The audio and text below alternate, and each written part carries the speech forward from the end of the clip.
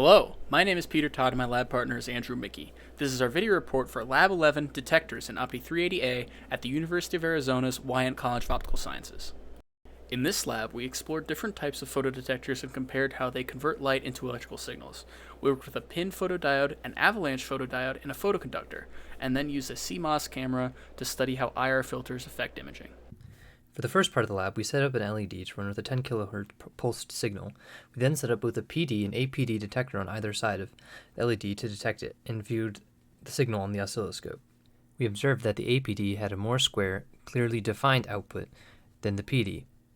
Then we reduced the power of the LED until we had a signal-to-noise ratio of about 1 for the PD. As you can see on the bottom, we can't tell when the LED was lit. However, we are still able to see the signal from the APD.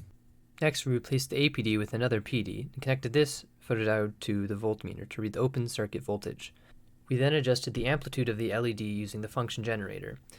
We changed the amplitude to 10 different values and recorded the open circuit voltage on the multimeter and the optical power output from the other photodiode. This produced a nonlinear relationship where the open circuit voltage increased less and less as the optical power got higher. We then adjusted the settings on the multimeter to read the short circuit current from the photodiode, and we repeated the same experiment, creating a graph of the optical power and the current. This produced a linear relationship between the two for all ranges of the optical power and current that we observed. Using our results from VOC and ISC, we created our IV curve. This closely matched the characteristic plot we expected, where the short circuit current seems to grow exponentially as the open circuit voltage increases.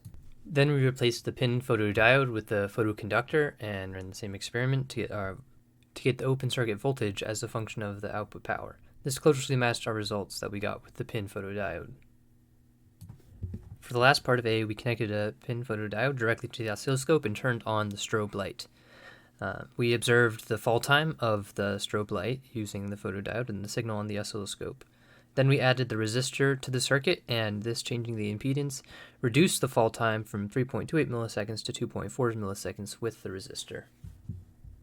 In Part B, we used the CMOS camera system to explore the effect of an infrared blocking filter. Under white light illumination, the infrared filter slightly reduced brightness but preserved image detail. Under infrared illumination visible to our eyes, the image appeared bright and clear without the filter. However, it disappeared once the infrared blocking filter was placed before the sensor, demonstrating its ability to block infrared light from reaching the sensor. Wrapping up, our measurements in Part A showed the expected detector behavior. The photodiode and photoconductor both produced increasing voltage with light, while the photodiode's current response was nearly linear.